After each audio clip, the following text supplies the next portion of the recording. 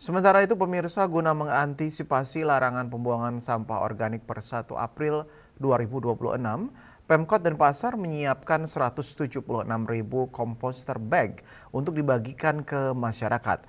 Dari 176.000 komposter bag yang harusnya dibagikan ke tingkat rumah tangga, saat ini baru bisa diadakan sebanyak 40.000 komposter bag.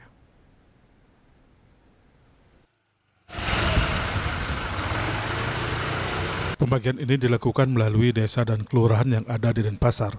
Dengan pembagian komposter bag ini diharapkan mampu menyelesaikan sampah organik di tingkat rumah tangga.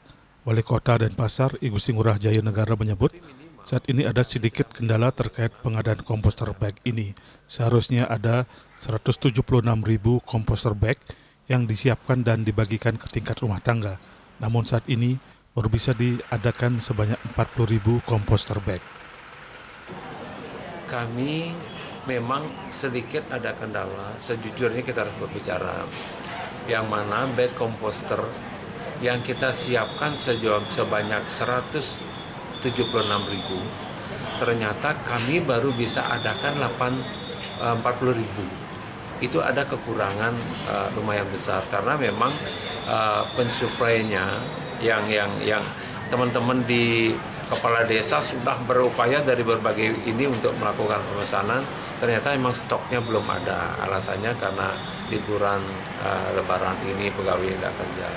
Ya tentu pasti akan sedikit terganggu, tapi bagaimanapun juga tentu kita sekarang kan sudah menyiapkan 3 titik untuk organik yang ada di Kertalangu, ada di Padang Sambian Kaja, dan ada di Sesetan.